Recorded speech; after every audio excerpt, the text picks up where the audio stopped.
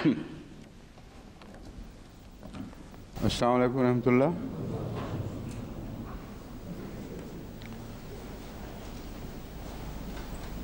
औज़ु बिल्लाहि मिनश शैतानिर रजीम बिस्मिल्लाहिर रहमानिर रहीम मा काना अल्लाहु लियज़रल मुमिनीना अला मा अंतुम अलैहि हत्ता यमीज़ल खबीसा मिनत तय्यिब व मा काना अल्लाहु लियुत्लिअकुम अलल गैबि वलाकिन्नल्लाह यज्तबी मिर रुसुलिहि मन यशाअ फ़आमिनू बिल्लाहि व रुसुलिहि व इन तुमिनू व तत्तक़ू फलकुम अज्रुन अज़ीम वला यहसबन्नल्लज़ीना यबख़लून बिमा आताहुमुल्लाहु मिन फ़ज़लिहि हुव खैरन लहुम बिमा आताहुमुल्लाहु मिन फ़ज़लिहि हुव खैरन लहुम बल हुव शर्रुन लहुम सयुतव्वक़ून मा बख़िलू बिही यौमल क़ियामह वलिल्लाहि मीरासुस समावाति वल अर्द वल्लाहु बिमा तामलून ख़बीर। लक़द समिअ अल्लाहु क़ौलल्लज़ीना क़ालू इन्नल्लाहा फ़क़ीरुन व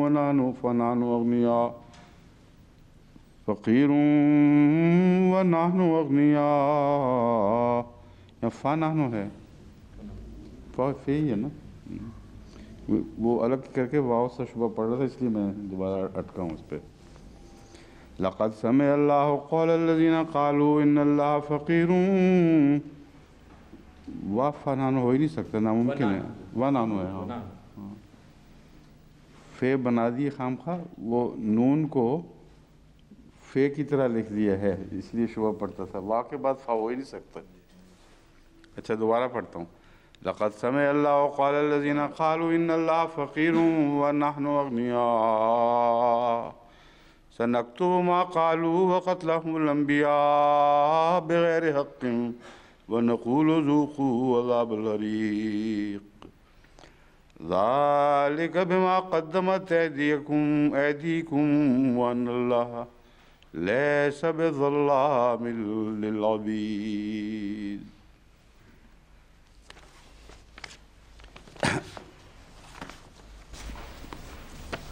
जो पहला दर्स चल रहा था, le premier dars concernait le verset 180 et j'ai encore quelques points à présenter à ce sujet. Mais avant cela, je veux faire une requête de prière concernant le Japon. Il y a eu un tremblement de terre qui a frappé le Japon et ses effets ont été très dévastateurs. Et on n'en fait pas mention dans les informations. Mais les Ahmadis sont en train de servir les sinistrés là-bas et ils nous ont informé que la situation est très difficile. Les gens, les sinistrés, sont dans un état très lamentable et la communauté est en train de servir ces gens par la grâce de Dieu. C'est une toute petite jamaat, mais elle a dépassé les autres dans les services qu'elle est en train de rendre. On en a fait mention dans les médias internationaux et cette jamaat a attiré une attention particulière. C'est la seule communauté qui est en train de servir des repas chauds dans les camps. Et on est en train de servir des boissons chaudes aussi. Et les gens attendent donc ces boissons chaudes. Il y a ceux qui viennent des autres camps pour venir consommer ces repas chauds dans le camp des Ahmadis. Et maintenant, on est en train de servir du riz et des lentilles. Et les gens ont aimé ce repas. Certains viennent de très loin et disent que cela fait plus de 10 jours, plus de 15 jours qu'on n'a pas mangé un repas chaud, car les autres organisations sont en train d'offrir des repas froids et cela n'arrive pas à subvenir aux besoins des gens.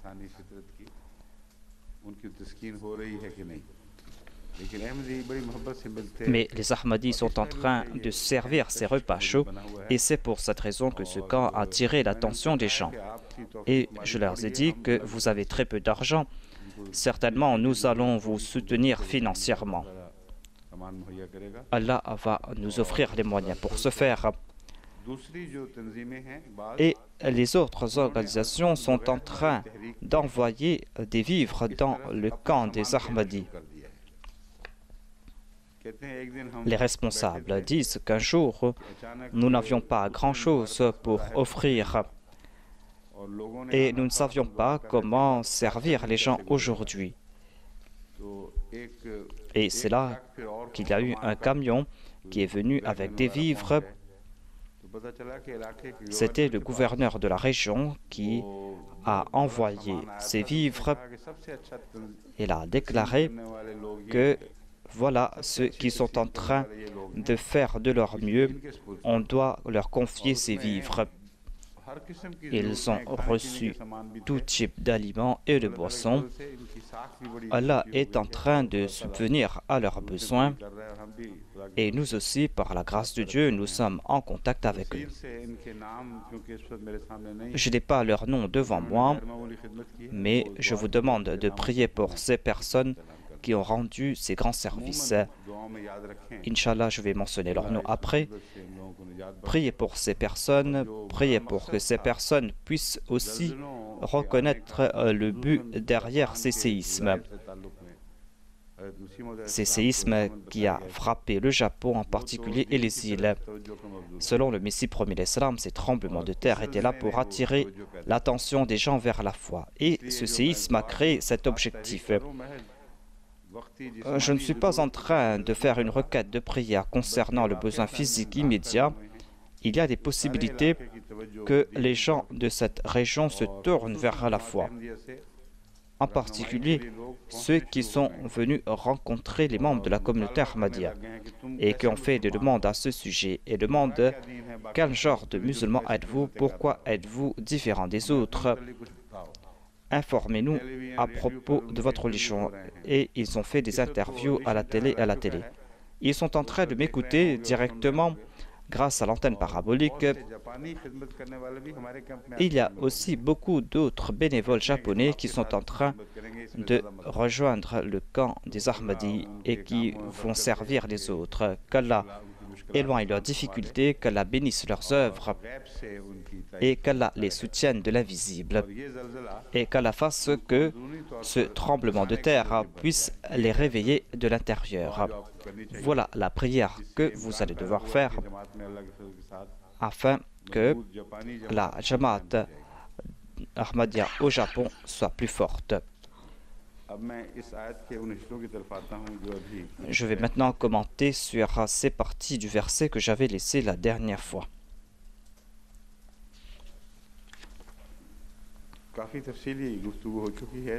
J'ai déjà fait beaucoup de commentaires à ce sujet et il y a un autre point que je veux évoquer ici. M. Mir Ahmad Ali, selon ses habitudes, profite de chaque occasion pour s'attaquer à Hadrat Abu Bakr, à Hadrat Omar. Il a présenté ici une histoire inventée de toutes pièces.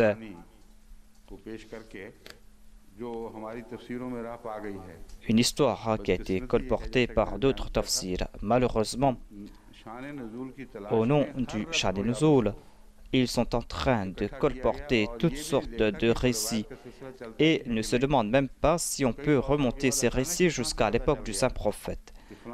Comment se fait-il que 100 ans ou 200 ans après, on ait su qu'il y a eu cet incident alors que ces incidents sont tout à fait faux?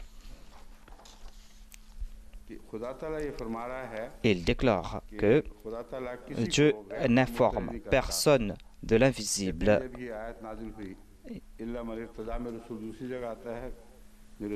Il est en train de citer ce verset où il est dit que Allah choisit son prophète parmi les gens.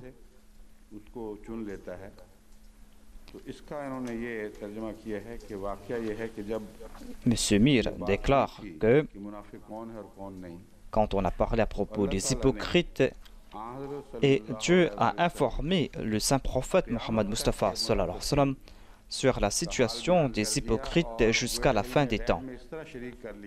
et il lui a fait participer dans cette connaissance de l'invisible. Et le saint prophète a invité les hypocrites à lui poser des questions. Et un hypocrite a demandé « Dites-moi ce qu'il y a en mon cœur ». Et le saint prophète montrait ce qu'il cachait dans leur cœur. Voilà donc l'arrière-plan de cette histoire selon M. Mir. Il déclare, le saint prophète a annoncé qu'il peut faire la distinction entre un vrai croyant d'un hypocrite, et ce jusqu'à la fin des temps. Le saint prophète Mohammed peut faire la distinction entre un vrai croyant et un hypocrite, et les hypocrites ont ridiculisé le saint prophète en disant qu'ils ne pouvaient pas connaître leurs pensées cachées concernant sa foi et sa personne.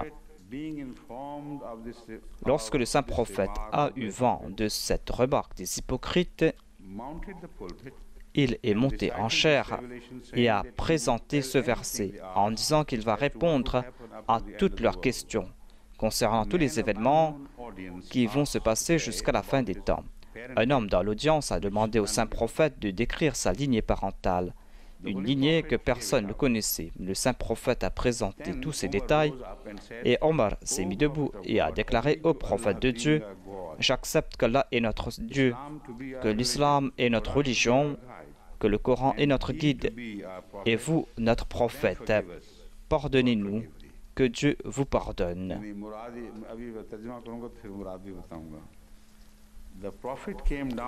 Le saint prophète a descendu de sa chair et a déclaré « Allez-vous désister ?» On trouve ces récits farfelus dans nos tafsirs. On trouve cela dans les tafsirs sunnites et ainsi ils ont offert l'occasion aux chiites et personne n'a fait des recherches à ce sujet pour constater qu'il n'y a pas de tels récits à propos de la Nabwa dans aucune religion. Ce sont des récits fabriqués de toutes pièces. Mais puisqu'ils ont eu l'occasion de s'attaquer à Hadrat Omar, ils en ont profité. La traduction est que le saint prophète sallallahu alayhi wa sallam a annoncé qu'il peut faire la distinction entre un vrai croyant d'un hypocrite, et ce jusqu'à la fin des temps. हर मुनाफिक को हर सच्चे मोमिन से जो क़यामत के दिन तक पैदा होगा खुलम खुला जानते हैं और कोई भी आपसे छुपा हुआ नहीं रहा।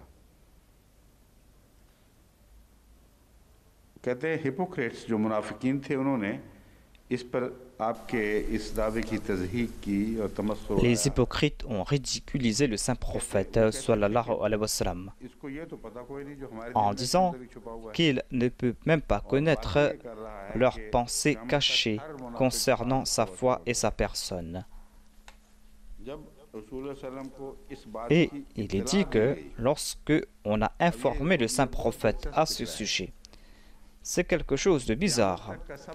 Ils disent que le saint prophète savait tout ce qui allait se passer jusqu'à la fin des temps, mais on a dû informer le saint prophète à ce sujet. Ils sont en train de soutenir les hypocrites ici, en disant que le saint prophète ne sait rien à notre propos. Il y a ces contradictions dans ces récits. Et si l'on médite un peu, on n'aura pas besoin d'autres récits pour contredire ces récits. Il dit que le saint prophète a été informé à propos de la remarque des hypocrites, et c'est là qu'il est monté en chair. Il ne savait même pas ce qui s'était passé selon eux, et il a annoncé que je connais tout ce qui va se passer jusqu'à la fin des temps. Et vous pouvez me poser des questions. Un homme qui était dans l'audience a demandé au saint prophète de lui décrire sa lignée parentale. Cette personne a dit que « Informez-moi concernant le nom de mon père, de mon grand-père ». Le saint prophète lui en a informé, alors que cette personne elle-même ne connaissait pas ses aïeux. Et c'est là que Omar s'est dit que peut-être que le saint prophète va connaître ma situation. Moi aussi, je suis un hypocrite. Voilà donc le sens qu'il voulait présenter. Et il a dit « Ô prophète, je crois en toi, ma foi est fraîche ».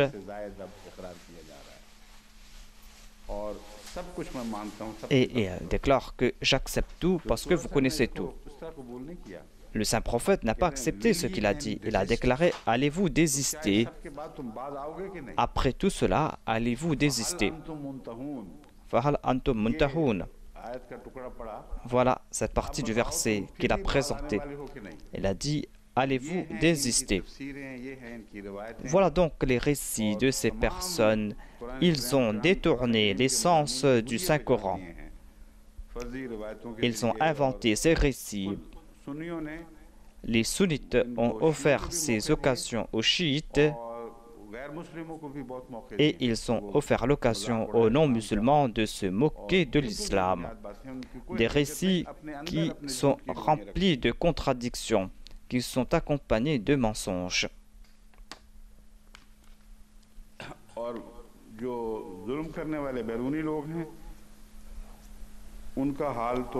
Et on ne peut rien dire concernant les ennemis extérieurs.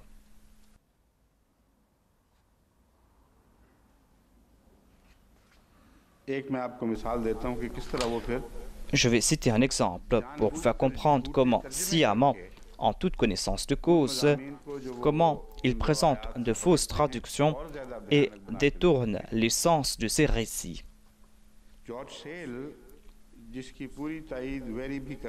George Sale est soutenu entièrement par M. Weary.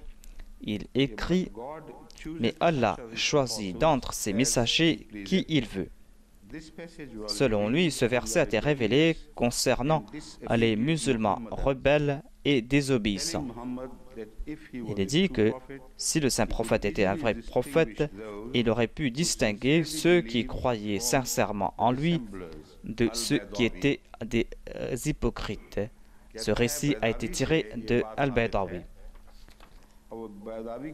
Il est en train de citer le récit de Baydawi, mais ne fait pas de recherche à ce sujet. Et il déclare que ce verset a été révélé concernant les musulmans rebelles, des musulmans désobéissants. Ces musulmans qui se sont rebellés contre le saint prophète et qui ont dit que s'il est un vrai prophète, c'est-à-dire ils ont rejeté le saint prophète en tant que prophète. Ils ont dit, s'il était un vrai prophète, il aurait pu facilement distinguer les croyants des hypocrites. Selon Sale, ce sont là les paroles de Baydawi. Mais voici les paroles exactes de Baydawi.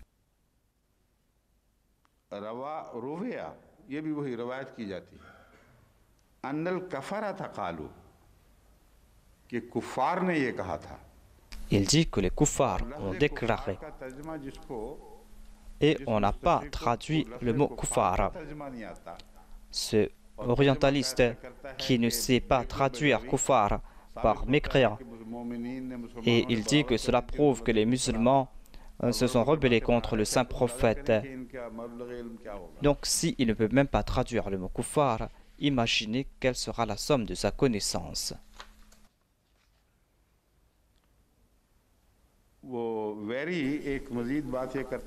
Weary a présenté un autre point. M. Weary a travaillé sur la traduction du Saint-Coran et il a présenté ses notes à ce sujet. Il déclare que celui qui a traduit ce verset a cru que le saint prophète n'avait pas connaissance de tous les faits de l'invisible, alors que les autres prophètes, les prophètes des autres, connaissaient l'invisible. Il ajoute que cela n'est pas vrai. Voilà le point qu'il a évoqué ici.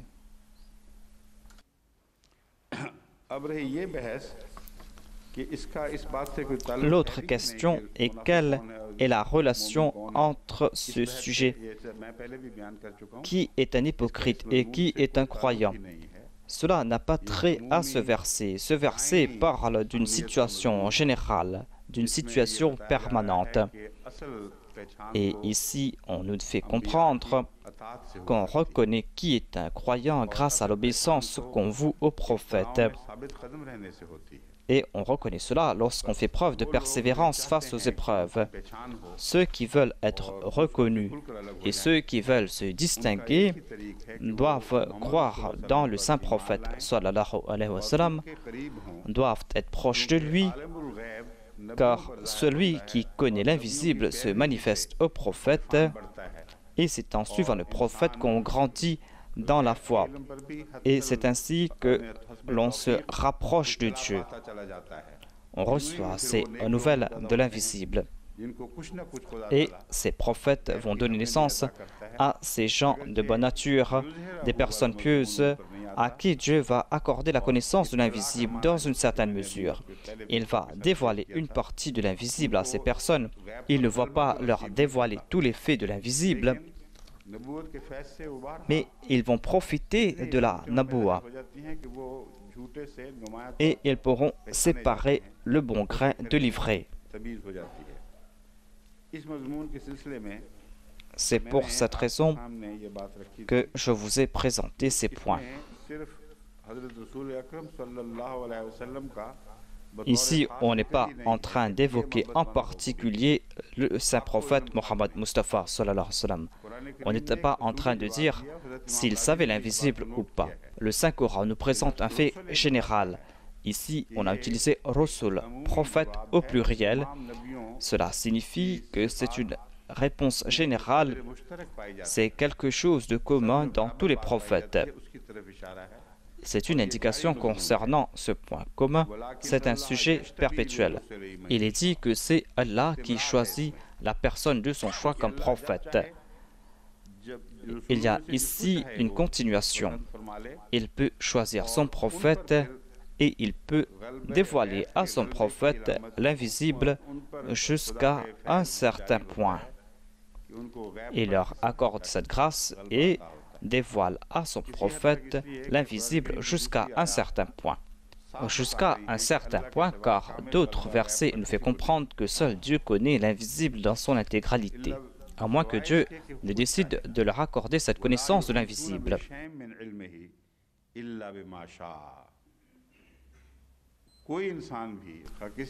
Il est dit dans ce verset qu'aucun être humain ne peut comprendre l'invisible.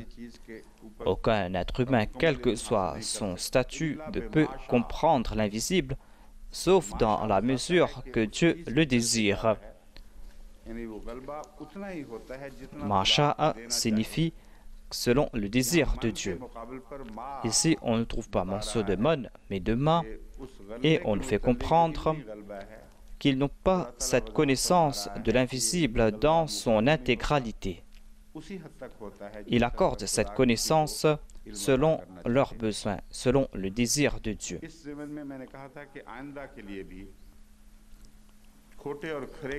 On aura besoin de la naboua pour séparer le bon grain de l'ivraie, comme dans le passé. Et lorsqu'on ne peut pas séparer le bon du mauvais, lorsque il y a cet amalgame de vrai et de mensonge, on doit faire cette grande distinction. Voilà ce qui a été évoqué par Dieu. Cela ne peut se faire sans la naboua. Si le prophète est présent et qu'on a abandonné le prophète, si dans la présence du prophète la situation est masajidahum amiratun wa hiya kharabun min al-huda, que ces mosquées sont remplies mais sont vides de direction, si la situation est telle, cette situation sera la cause d'une grande destruction. Comment faire la distinction entre les vrais et les menteurs? Selon le Saint-Coran, cela va se faire par l'entremise du prophète. Le Saint-Prophète a expliqué cela lorsqu'il a évoqué cette destruction. Il a déclaré qu'il y aura des gens qui seront guidés du ciel. Il lui a donné il leur a donné le titre de Messie et de Mahdi. Cette personne sera informée de l'invisible et c'est là que le nombre de croyants va augmenter et que le nombre d'hypocrites va diminuer. Le Maulana Dost Mohammed Shahid m'a envoyé une autre référence pour soutenir cet argument, une référence de Tafsir d'Allama Suyuti.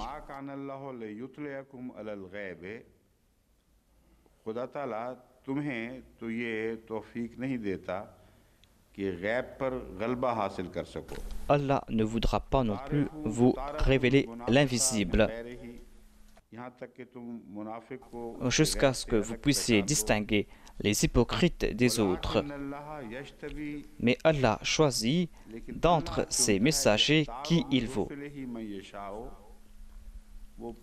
Allah choisit d'entre ses messagers la personne de son choix.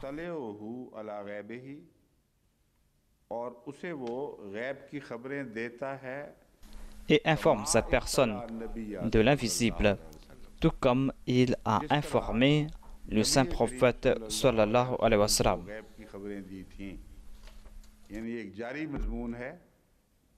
C'est un sujet perpétuel et qui peut s'appliquer dans le futur. Le Maulana Dos Mohammad Shahid Sahib m'a envoyé cette référence de Rabwa. अब अगली आयत है वला याहसबन लज़ीना यबखलून बिमा आताहुम मिन फ़ज़लिहि व खैर लहुम। और जो लोग अल्लाह जो वो लोग वला याहसब मैं बरह रास्त करता हूँ वला याहसबन लज़ीना यबखलून बिमा आताहुम अल्लाह, उन लोगों को जो उस माल में बुखल से काम लेते हैं que ceux qui sont avares avec les bienfaits qu'Allah leur a accordés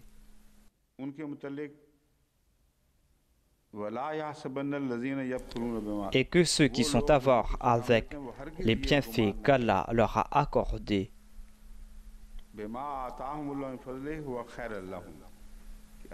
qu'ils ne se figurent pas que c'est une bonne chose pour eux.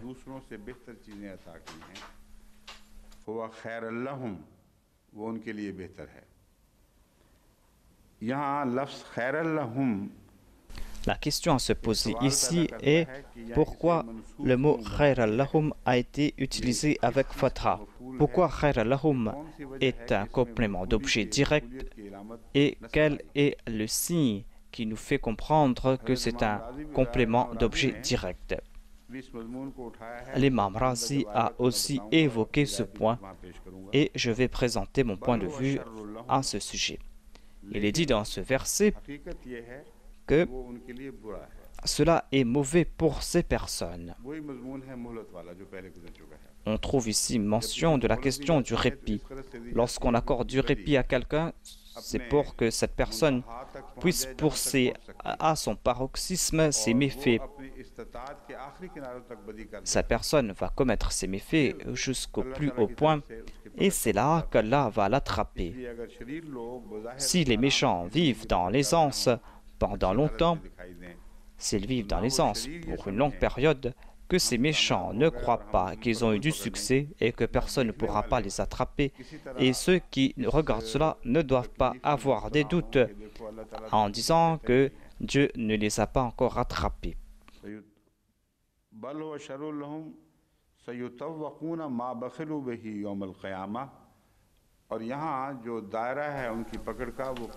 Ici, on fait comprendre que Dieu va les attraper jusqu'au jour dernier. Ils ne pourront pas se sauver. Apparemment, ils sont partis libres sur cette terre, mais ils seront attrapés dans l'au-delà, car tout doit retourner vers Dieu. Et au jour de la résurrection, l'objet de leur avarice sera mis en collier autour de leur cou. Nombre d'exégètes ont accepté cette traduction et d'autres ne sont pas d'accord avec cette traduction.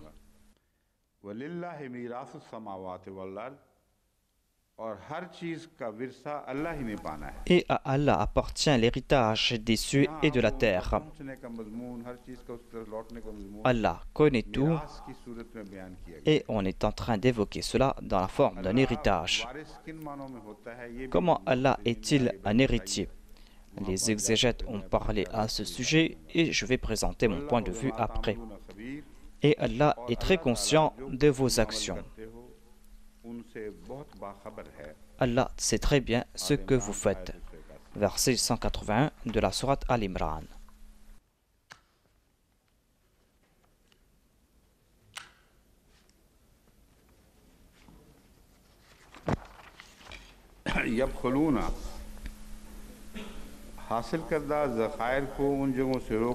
Yabkhaluna signifie ne pas dépenser où l'on doit dépenser. Voilà ce que signifie bukhl ou l'avarice. Selon les lexiques et selon Mufradat de l'imam Raghib, bukhl signifie ne pas dépenser une somme là où on doit la dépenser.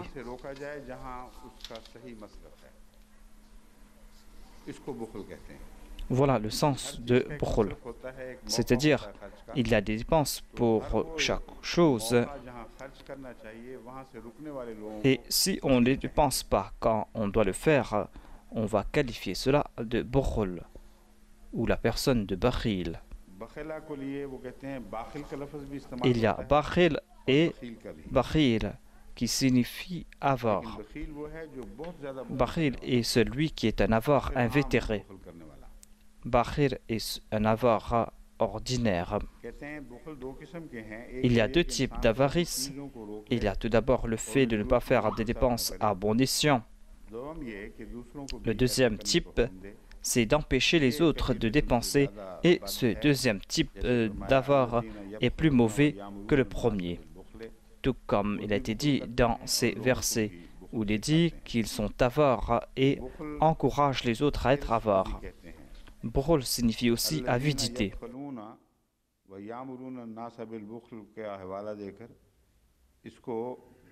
On a cité ce verset et on a présenté le sens de l'avidité.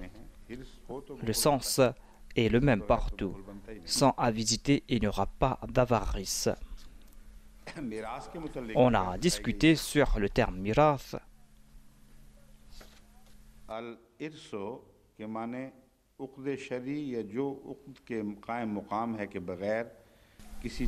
Irth signifie le transfert des biens d'une personne à une autre,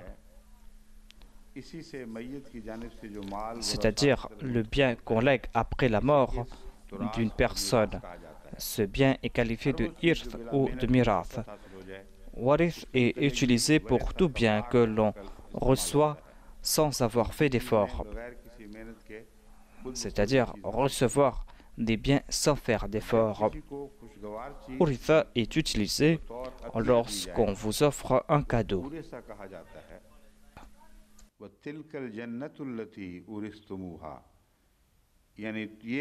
Dans ce verset, il est dit, voilà le paradis qui vous sera offert en cadeau.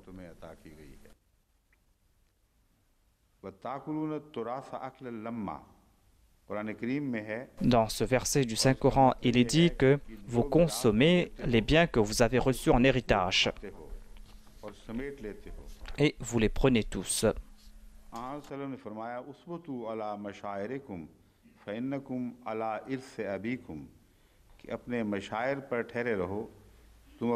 Le saint prophète a déclaré que vous êtes en train de dépendre de l'héritage de vos aïeux. Irth signifie un signe permanent. Allah a déclaré qu'il est warith, qu'il est l'héritier. Elle est dit Walillahi mirathus samawati wal ard. L'héritage des cieux et de la terre appartient à Allah.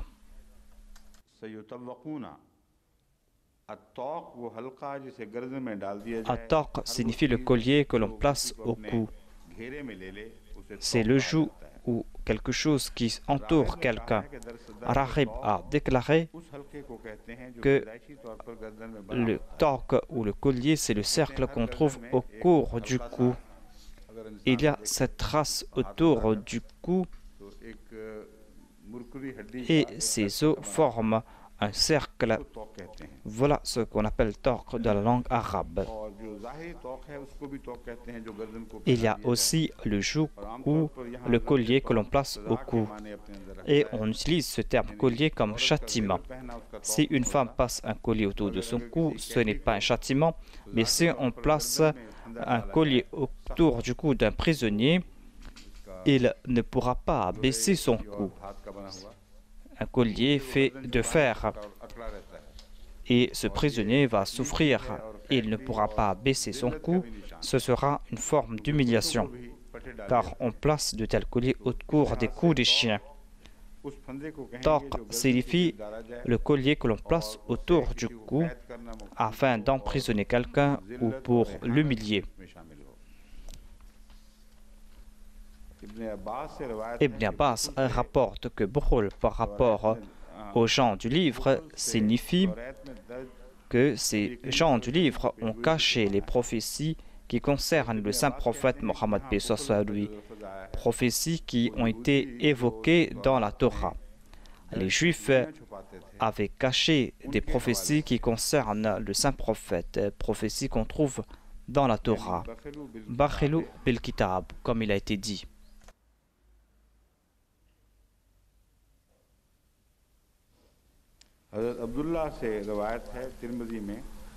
Selon le recueil de Tirmidhi, il est dit que Hazrat Abdullah a déclaré que la personne qui ne paye pas sa zakat, au jour de la résurrection, Dieu va placer autour de son cou un grand serpent.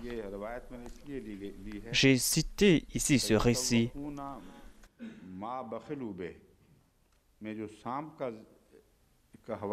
On a évoqué ici un serpent. Pourquoi est-ce qu'on a mentionné un serpent dans ce hadith? Tous les châtiments qu'on a décrits concernant le jour de la résurrection sont en fait des métaphores. On a certains concepts ici sur terre. Et quand on voit quelque chose, on fait le lien avec des histoires ou avec d'autres concepts ou avec d'autres idées qui sont en vogue.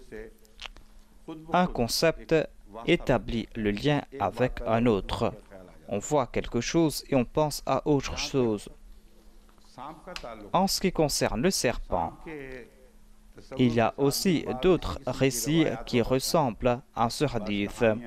Il y a des histoires, il y a aussi des histoires de la mythologie qui évoquent des serpents. Ce sont des histoires imaginaires. On présente aussi des serpents qui s'assiedent sur des trésors.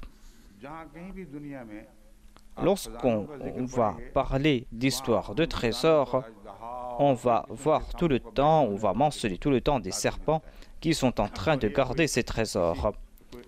Cela ne concerne pas uniquement des récits arabes ou des histoires arabes, ce sont des histoires qui concernent le monde entier. On trouve ces histoires dans la mythologie hindoue. On trouve tout le temps mention des trésors et des serpents. Le serpent s'accapare d'un trésor qui ne l'appartient pas.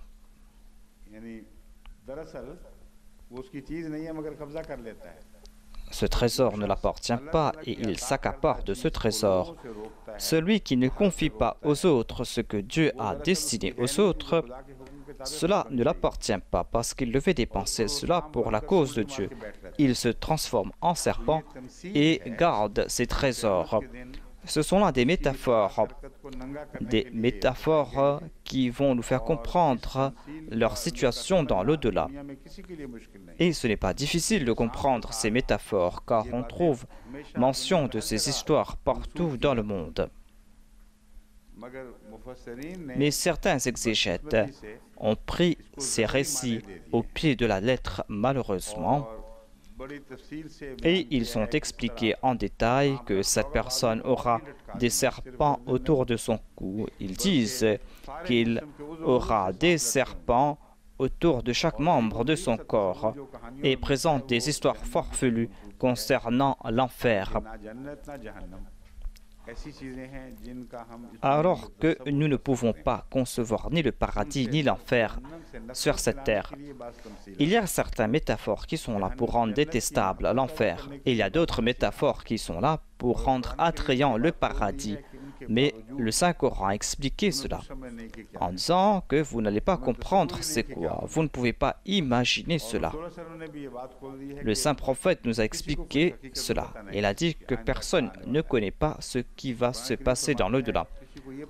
Le Saint-Coran déclare que personne ne connaît pas ce que nous avons caché pour le plaisir de ses yeux. Et Allah est en train de présenter cela. L'homme ne sait pas ce qu'on a caché pour lui pour plaire à ses yeux.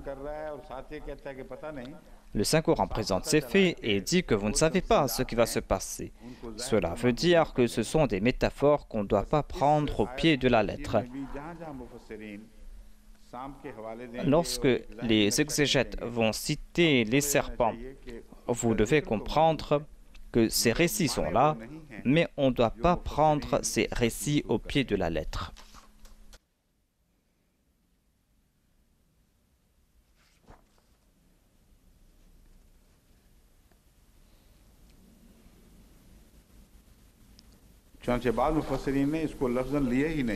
Certains exégètes n'ont pas pris ces récits au pied de la lettre, par la grâce de Dieu. Il y a ces grands exégètes qui ont présenté ces paroles éclairées. En dépit du fait qu'ils ont accepté certaines traductions, ils ont eu des inspirations de temps en temps. Et on trouve mention de ces faits spirituels dans leurs commentaires. Cela ne veut pas dire qu'ils ont dit que des faussetés. Certains possèdent cette qualité plus que d'autres. Mujahid est très intelligent. Il déclare que Tawakkul ne doit pas être pris au pied de la lettre. Ce sont des expressions idiomatiques arabes. Du tawakkul signifie se cramponner fermement à autre chose, c'est-à-dire se cramponner à quelque chose et ne pas l'abandonner. Cela veut dire que leur châtiment ne va pas les abandonner et il sera impossible pour eux de se débarrasser de ce châtiment.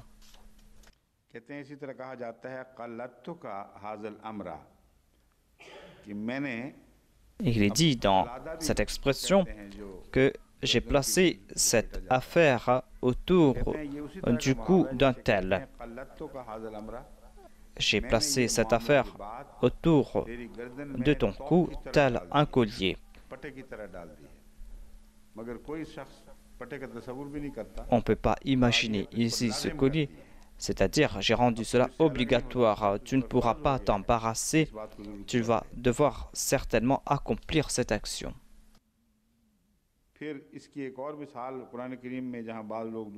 Il y a un autre exemple que nous présente le Saint-Coran.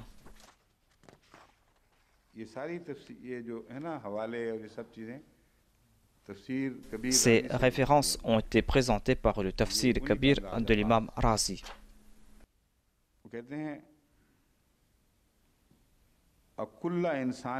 Il est dit il déclare ici qu'on est en train de parler du cou et le fait qu'il y a des oiseaux autour du cou. C'est là une expression idiomatique. On ne doit pas prendre cela au pied de la lettre.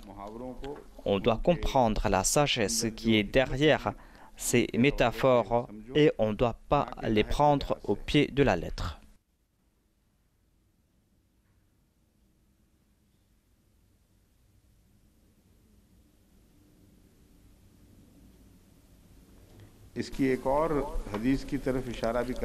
Il a cité un hadith où il est dit qu'il y a ceux qui cachent la vérité et qui ne dévoilent pas cela par leur langue. Au jour de la résurrection, on va placer autour de leur cou des brides de feu.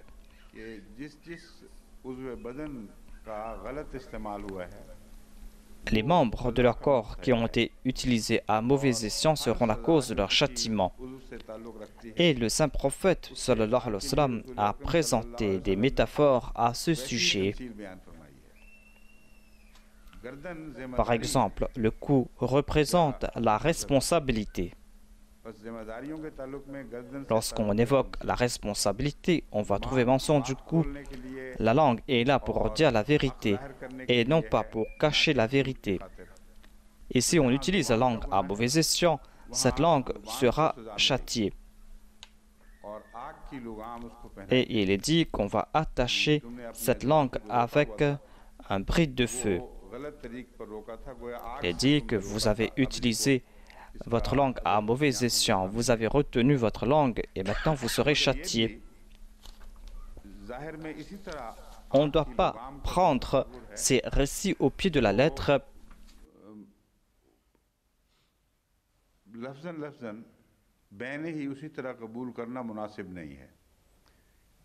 Il sera erroné de prendre ces récits au pied de la lettre, car le Saint-Coran déclare que vous ne savez pas comment vous serez ressuscité.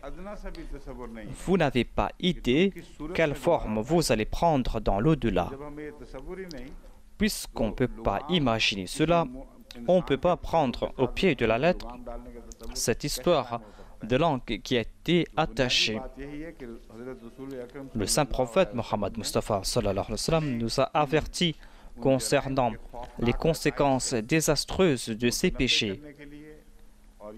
Et pour chaque péché, il a déclaré qu'il y aura un châtiment particulier. Et c'est comme si on a placé un bride de feu autour de cette personne. Dans ce monde, on cite cet exemple. On dit que cette personne sera attachée par le feu et sera jetée en enfer.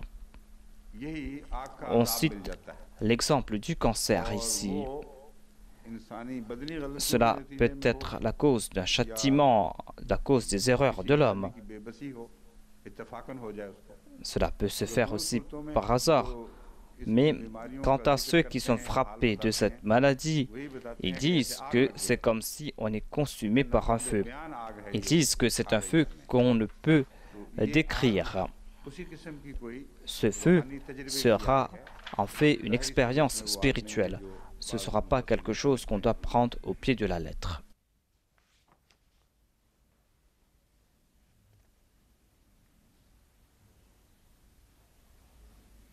इमाम राजी इसको इसी माने में लेते हैं।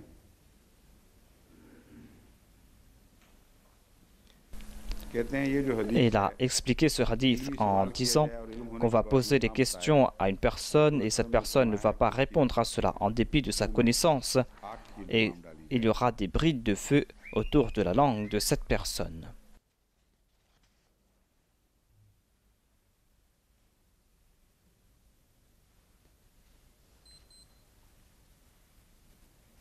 मिरास की बहस में वलिल्लाह मीरासुस समावात वल अर्ज़ तफसीर अल-क़ासिमी ने हवाला दिया है। Il y a le tafsir Qasmi qui a commenté sur ce verset. Il est dit que l'héritage des cieux et de la terre appartient à Allah. Voilà le véritable héritage. Cela appartient à Dieu. Dieu va détruire le monde et après cela, tous les résultats de cette destruction retournera à Dieu. Tout comme quelqu'un reçoit l'héritage d'un défunt. Mais je ne peux pas accepter cette interprétation que Dieu va devoir tout détruire avant de prendre ce qui lui appartient. Car tout appartient à Dieu sur cette terre. Et nous profitons de cela selon les désirs de Dieu. Même si on est maître d'un objet, on ne pourra pas en profiter. On ne peut pas accepter le fait que Dieu attendra que tout soit détruit pour qu'il puisse reprendre possession de ses biens. La philosophie de la mort, selon cette exégète, est qu'on va retourner à Dieu ce qui lui appartient après la mort de ces gens. Allah est le maître sur cette terre et il prouve qu'il est le maître.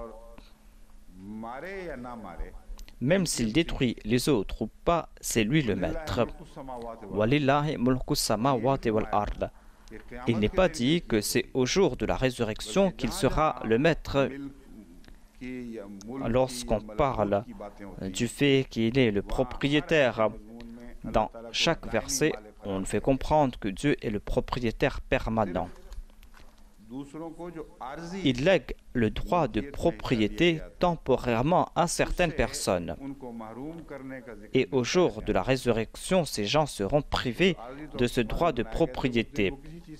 Au jour de la résurrection, ils seront privés de ces grâces. En tout cas, c'était Dieu qui était le maître. Tout appartient à Dieu lui-même. Maintenant, on va devoir comprendre c'est quoi l'héritage ici. L'héritage dépend du droit de propriété. Tout cela dépend de la personne à qui revient le droit de propriété.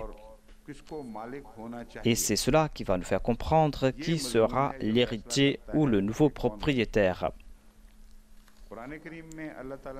Dans le Saint-Coran, Allah nous a présenté ce principe en le faisant comprendre que le premier héritier est celui qui dépendait entièrement du défunt. C'est lui le premier héritier. Et ceux qui dépendaient moins du défunt auront moins dans la part de l'héritage. Il y a aussi ceux à qui il accordait des faveurs. Et ces derniers recevront une part de l'héritage du défunt. Selon le Saint-Coran, on doit donner une partie à ces personnes.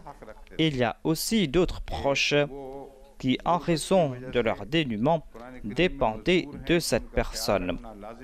Le Saint-Coran nous fait comprendre qu'on doit s'occuper de ces personnes. Ces personnes recevront une part de l'héritage. En de telles situations, on doit accorder une part de l'héritage à ces personnes. On va offrir quelque chose à ces personnes. Voilà donc le sens de l'héritage. Il est dit que tout appartient à Dieu. Tout appartient à Dieu parce que lorsqu'une personne décède, elle doit retourner vers Dieu. Tout appartenait à Dieu.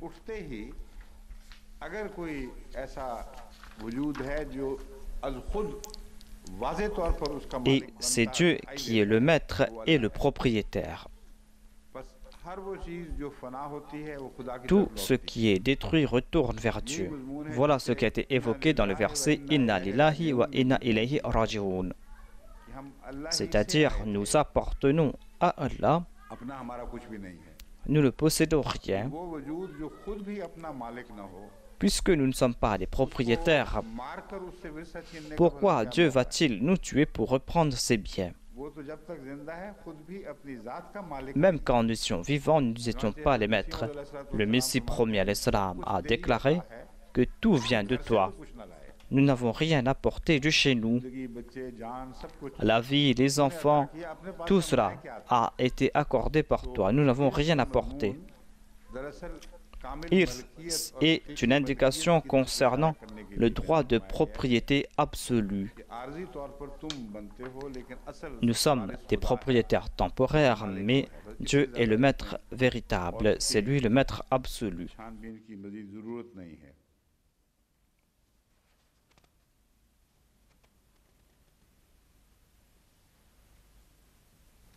बाज़ लोग वहाँ भी बुखल से मुराद यही लेते हैं कि जैसा कि सुद्दी ने भी ये बयान किया है और इब्ने अब्बास ने भी दो अलग अलग गुरोह बन गए हैं। बाज़ लोग जैसे सुद्दी हैं वो ये मुराद लेते हैं कि यहाँ Il y a Soudi qui déclare qu'on a parlé à propos de l'avarice et on doit comprendre cela en ce sens. Ibn Abbas et d'autres commentateurs ont dit qu'on est en train de parler ici des gens du livre. Et il est dit qu'on ne peut rien attendre de bon de la part des gens du livre. C'est pour cette raison qu'on ne doit pas dire que l'avarice ici concerne leurs biens et leur argent. Ils ne seront pas avares concernant leur argent, ils seront avares concernant les faits qui sont en faveur du saint prophète et la parole de Dieu. Ces deux explications sont acceptables ici, car cela ne concerne pas les incroyants, cela ne concerne pas uniquement les Ahl Kitab, cela concerne la société des hypocrites et des croyants. Cela peut concerner les hypocrites qui se disaient être croyants, à qui on faisait des demandes. Lorsqu'ils étaient avares, leur avarice était apparente et mettait à nu leur personne. On trouve mention du sujet qui a été évoqué auparavant, c'est-à-dire comment faire la distinction entre les hypocrites et les autres.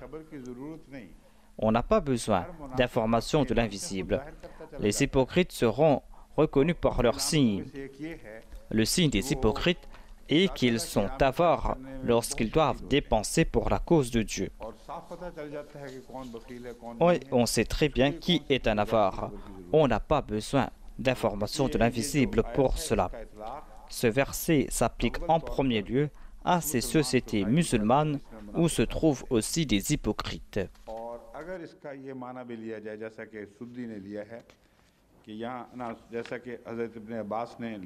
On peut accepter aussi le sens présenté par Ibn Abbas, qui dit que cela concerne les gens du livre et leur avarice concernant les informations.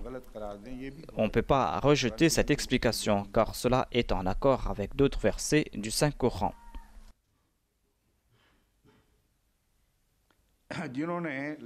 Il y a d'autres qui ont présenté le mot tort au sens métaphorique. Et selon eux, yutawaquna signifie qu'on va placer ces colliers autour de leur cou. Cela veut dire que on va les subjuguer complètement. Yutawaquna vient de taqa et cela veut dire qu'on va les châtier en raison de leur avarice. Sayutawaquna signifie qu'on va les subjuguer complètement. Et ils disent que ce n'est pas la peine de discuter sur le sens métaphorique de torque.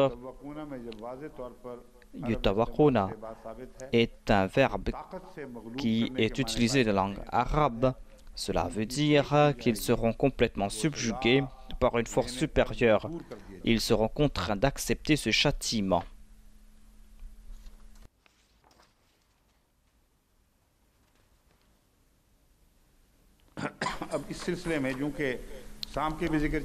On a évoqué les serpents et on a évoqué d'autres points. Je vais évoquer Hakim Delvi, un exégète chiite. C'est un récit qui se trouve dans un tafsir chiite. On a évoqué l'imam Baqir et Jafir Sadiq. Il est dit que ces deux personnes ont dit que celui qui doit payer la zakat et qui ne le fait pas au jour de la résurrection, Dieu va placer un serpent de feu autour de son cou.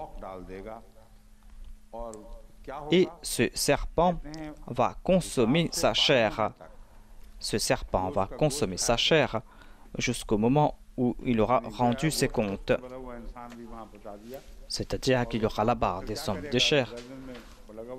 Et que va faire ce serpent? Selon ces récits, il est dit que ces serpents vont consommer leur chair. Et cela a été prouvé par la parole de Dieu.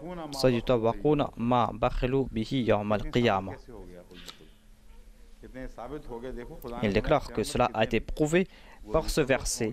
Au jour de la résurrection, ils vont porter ces colliers au cou et que ces serpents vont consommer leur chair.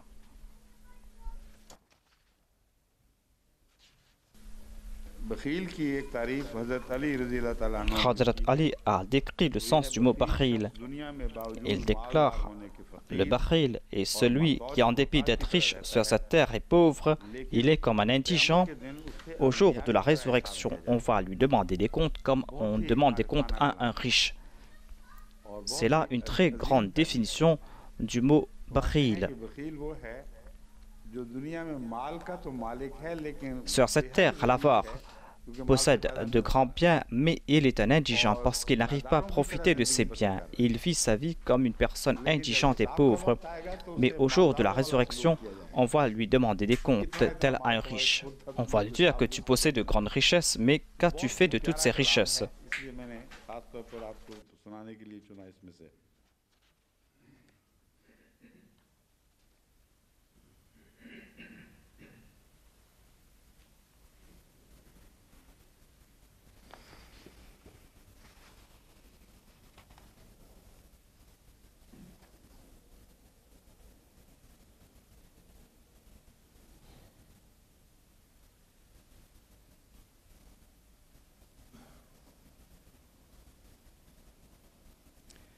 एक हदीस का जिक्र भी किया गया है जिससे पता On चलता trouve है mention d'un hadith. मालदार शख्स Il est dit qu'il y a des riches qui ne dépensent pas pour la cause de Dieu tant qu'ils sont sur terre. करने से बाज रहा Ils étaient des avares, लेकिन उसकी औलाद mais lorsque leurs enfants reçoivent leur bien en héritage, ils font des dépenses pour la cause de Dieu.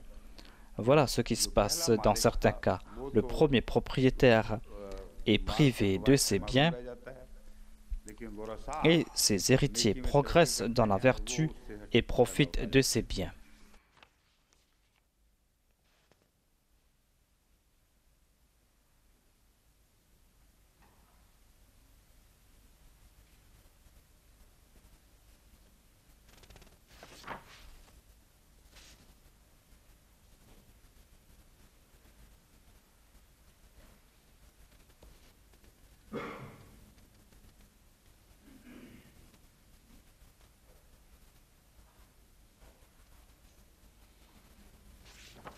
बाकी तो सब वहीं पहली बातों की दोहराई हो रही है इसलिए मैं उनको छोड़ रहा हूँ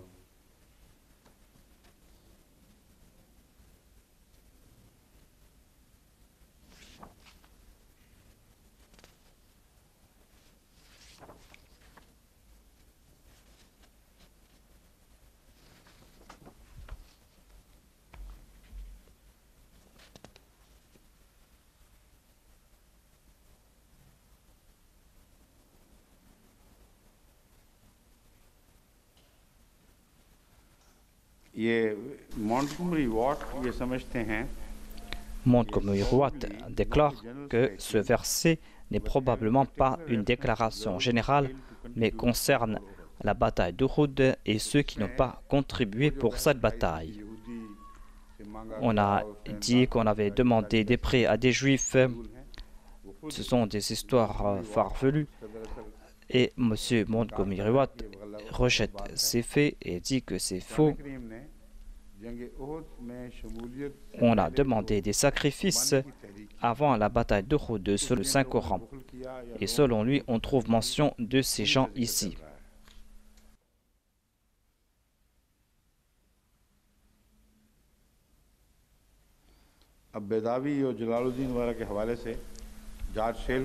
M. Sale a ridiculisé les commentaires de Baydawi et il a raconté cette histoire de serpent.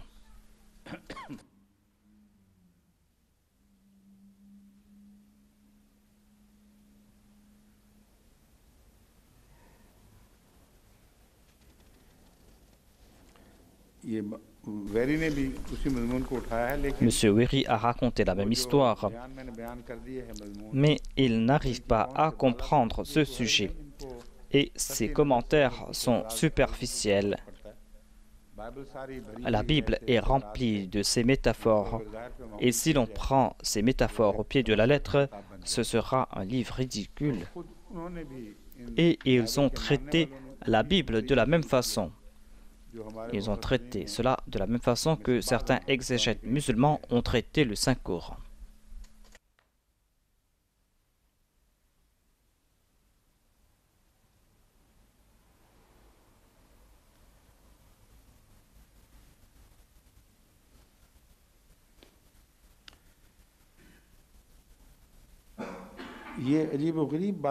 Ces orientalistes racontent des histoires fabriquées de toutes pièces. M. Richard Bell a commenté sur ce verset et a déclaré qu'il y a ceux qui sont avares et qui ne dépensent pas pour la cause de Dieu. Il accepte comme M. Watt que cela concerne des incidents avant la bataille d'Uhud. Mais il ajoute que cela concerne aussi des hésitations de la part des musulmans. Des hésitations de la part des musulmans pour soutenir une cause perdue d'avance. Il a déclaré qu'après la bataille d'Uhud, les musulmans n'ont plus contribué pour la cause de Dieu. Alors qu'on ne voit pas d'exemple de foi comme d'exemples qu'on a vu au cours de la bataille d'Uhud. Comment ces blessés ont rallié à l'appel du saint prophète Mohammed sallallahu alayhi wa sallam et comment ils ont poursuivi leur ennemi qui était plus puissant que eux. En dépit de leurs blessures, ils ont poursuivi l'ennemi et ils sont arrivés à un endroit où ils ne pouvaient plus faire marche arrière. Ils n'avaient pas de lieu pour se protéger. Et on est en train de railler ses compagnons en disant qu'ils ont hésité à contribuer pour une cause perdue.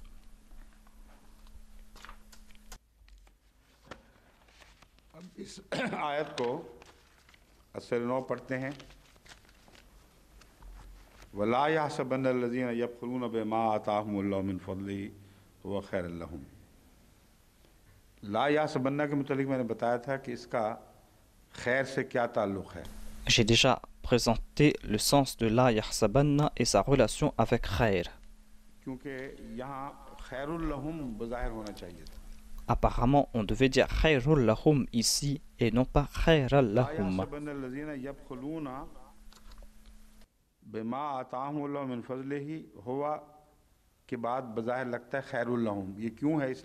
Après huwa, on devait avoir khairul lahum. Lorsqu'on trouve mention d'un prédicat, ce prédicat se termine toujours avec damma. Selon moi, et selon d'autres exégètes qui ont présenté certains mots au milieu de ce verset, et ils disent que Khair al-Lahum est le COD de la Yahsabanna.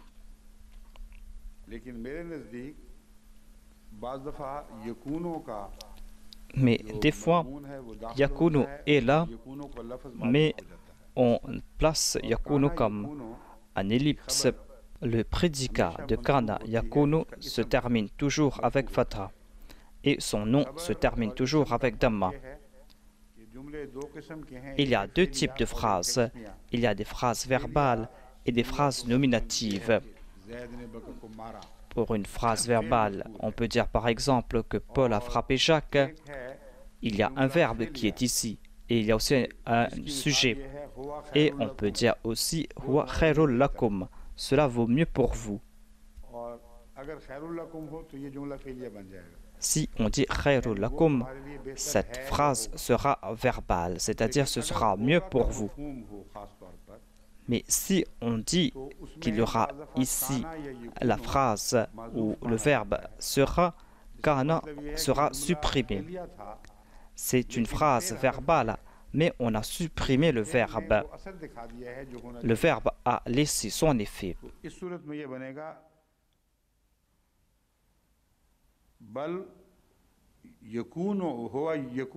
Dans ce cas, on va dire yakunu huwa khairal lahum.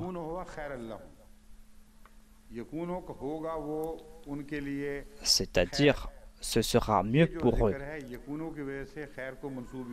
En raison du yakunu, khair va se terminer avec fatha. La règle est, lorsqu'il n'y a pas de verbe et lorsqu'il n'y a pas de verbe déficient, dans ce cas, le nom et le prédicat se terminent tous deux avec damma.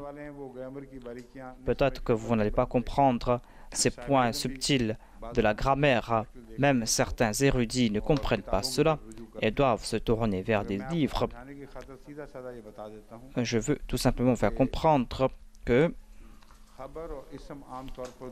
généralement, le nom et le prédicat se terminent avec damma. Le mot qui porte le damma est qualifié de marfu.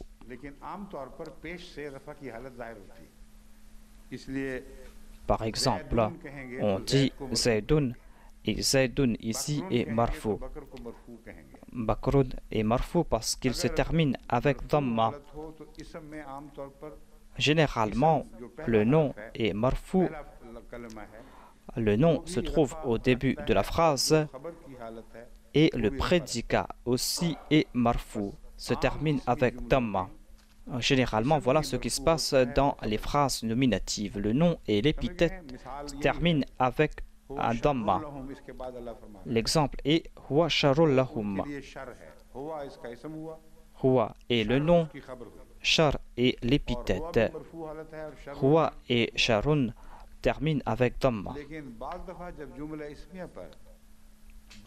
Mais dans certains cas, on utilise des verbes déficients. Il y a certains mots qui sont là et qui agissent sur les objets. Et le nom et l'épithète se trouvent dans des situations différentes. Cela est ainsi afin de nous faire comprendre qui a de l'effet sur quoi. On dit par exemple « Inna Allaha khabirum bima ta'maloun ». S'il n'y avait pas « Inna », on aurait dit « Allahu khabirum bima ta'maloun ». Allah sait ce que vous faites. Ici, Allah va se terminer avec Dhamma. Ce Dhamma est le signe de la Rafa. Le sujet est supérieur ici. Le sujet termine tout le temps avec Dhamma et l'objet est inférieur. Et pour nous faire comprendre cette infériorité, on utilise le Fatha. Et dans la plupart des cas, les noms qui sont objets directs terminent avec Fatha. Le signe de la supériorité est Dhamma. On dit Allahu ala kulli shayn qadir, Allahu khabir, Allahu alim.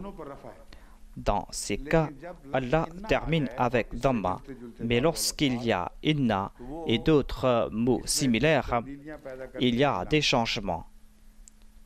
Dans ce cas, le nom se termine avec Fatha.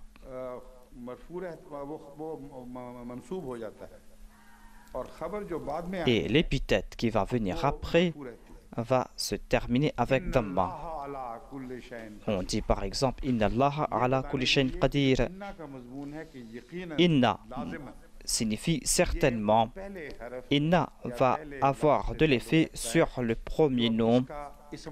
Et maintenant, le nom va se terminer avec Fatha. L'épithète n'est pas concernée ici. Cela concerne Allah. Elle dit que Allah est celui qui a cette connaissance certaine. On change la fin du mot pour nous faire comprendre où se trouve l'emphase. Ce mot se termine généralement avec Dhamma, mais là-bas on va mettre Fatha. Il y a des mots comme Inna et d'autres qui sont similaires. Il y a par exemple Anna et d'autres. Ces mots influent sur le nom et ainsi ces noms se terminent avec Fatha. Il y a aussi d'autres verbes comme kana qui est un verbe et il y a aussi d'autres verbes déficients.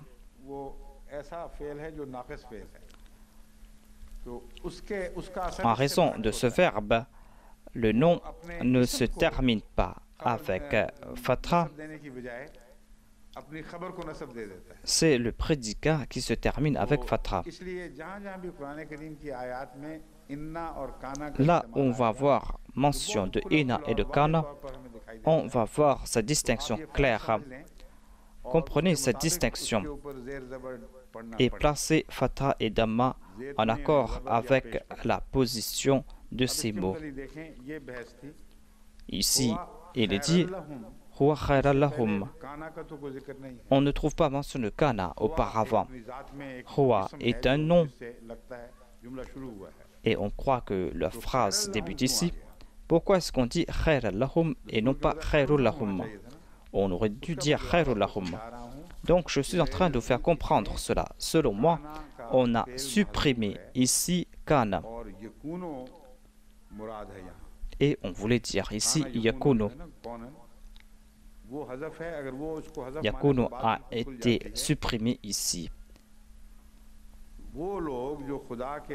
Il est dit, et ceux qui sont avares avec les bienfaits qu'Allah leur a accordés, qu'ils ne se figurent pas que ce sera une bonne chose pour eux. Ici, il y a une prophétie. Huwa yakunu khayran lahum. Ils pensent que c'est quelque chose de bon pour eux. On ne parle pas du présent ici. On a enlevé un mot et on nous a présenté le futur. Cela veut dire qu'ils vont voir leur fin ignoble. Ils peuvent se réjouir pour quelque temps, mais ils ne comprennent pas ce qui se passe. Certainement, ils vont connaître une mauvaise fin et ils vont comprendre que ce n'était pas bien pour eux. Donc, cela va se passer au futur. Et après cela, on retourne vers le présent. On va dire « Bal huwa sharrun lahum ». Mais c'est mauvais pour eux. La fin va me faire comprendre qu'il y avait des conditions ici.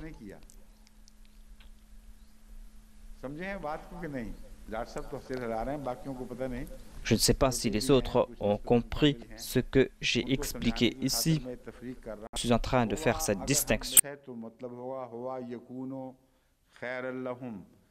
La traduction sera « Ces sots ne doivent pas croire que s'ils ont été avares, cela sera mieux pour eux. » Qu'ils ne croient pas que ce sera mieux pour eux. Mais c'est mauvais pour eux. Certainement, ce sera très mauvais pour eux. Et ils ne comprennent pas cela. La fin sera mauvaise pour eux. Voilà le sujet qui a été évoqué ici. Ensuite, on part de nouveau vers le futur.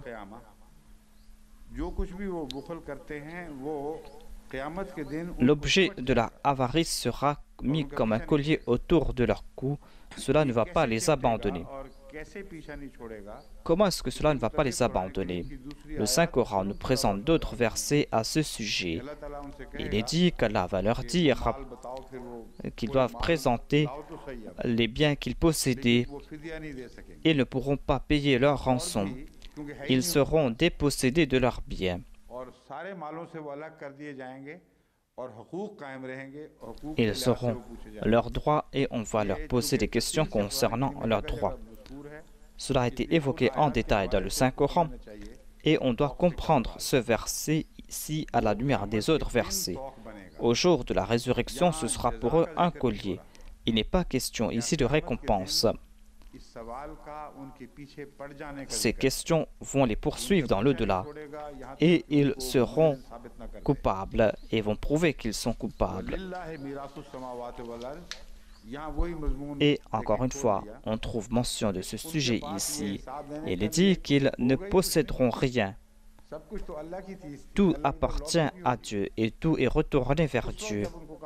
Lorsqu'on va lui dire retourne l'argent afin de payer cette rançon, tu avais consommé les biens qui appartiennent à Dieu, ils ne pourront rien présenter. Cette question va les poursuivre et ils seront coupables. Ensuite, il est dit, Allah est très conscient de vos actions. Et vous allez voir les actions que vous accomplissez.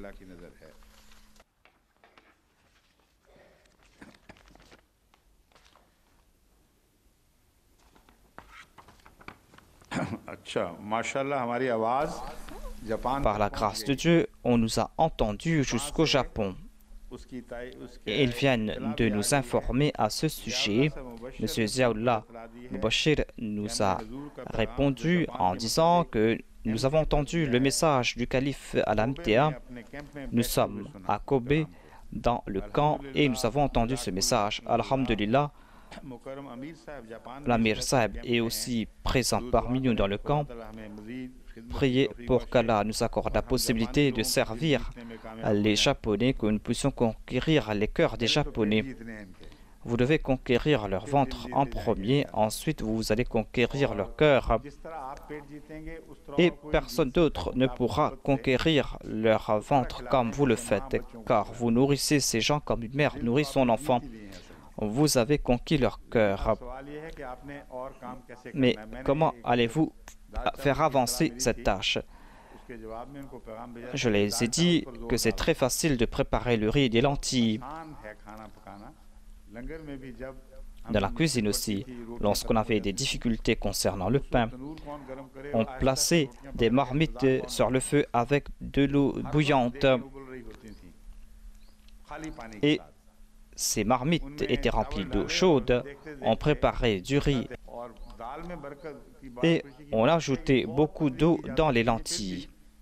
Et ces lentilles étaient toujours délicieuses. Il faut tout simplement ajouter du sel et du piment. Donc vous pouvez faire goûter du piment aux Japonais afin qu'ils puissent tirer plaisir de ces repas. Je ne sais pas si là-bas il y a de grandes marmites. Hier, on avait parlé de ces petits lacs. Certainement, il y aura de grands récipients au Japon, des grands récipients qui ressemblent à des lacs. Préparer du riz, préparer des lentilles et préparer aussi du poisson. Inch'Allah, ce sera une grande tâche et envoyez-moi l'estimation de vos dépenses ou téléphonez-nous directement. Le gouvernement japonais est très organisé, certes, mais je pense qu'ils ne sont pas en train de bien traiter les sinistrés. On ne s'occupe pas des besoins et des sentiments de ces sinistrés. Mais en tout cas, le peuple japonais est un exemple dans l'organisation. Tous les appels de cette région sont gratuits pour le monde entier. Si on les appelle d'ici, on va payer, mais on peut utiliser Akobe, le téléphone public, pour téléphoner dans le monde entier et c'est gratuit. Donc, on a établi cette relation avec eux. Donc, informez-nous concernant vos dépenses et si vous pouvez faire mieux et comment vous allez faire ces dépenses. Inch'Allah, je vais vous accorder la permission et vous allez pouvoir dépenser cela. On va s'arrêter là et je termine ici et il n'y a pas de différence entre ce sujet et ce que je viens d'évoquer. Le Saint-Coran a évoqué cette avarice et le Saint-Coran n'a pas évoqué l'objet de cette avarice. Ils sont avares concernant ce qu'Allah leur a accordé.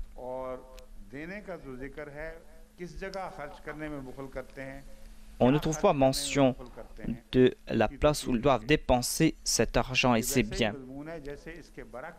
On trouve la mention des croyants. Il est dit wa mimma razaqnahum yunfiqun. Les croyants dépensent de ce dont nous leur avons accordé. On ne trouve pas mention de l'objet sur lequel ils dépensent. L'avarice, c'est de ne pas dépenser à bon escient.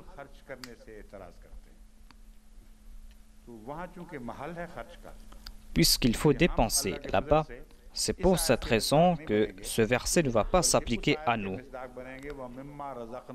Le verset wa mimma razaqnahum yunfiqun va s'appliquer à nous, c'est-à-dire nous dépensons de ce que Dieu nous a accordé. Certainement, la Jamaat va faire ses dépenses et il y aura des bénédictions dans ses dépenses. Voilà le Kawthar, voilà cette source qui ne tarira pas. Donc, dépensez pour la cause de Dieu, Allah va vous accorder davantage de possibilités. Assalamu alaikum wa rahmatullahi wa barakatuh.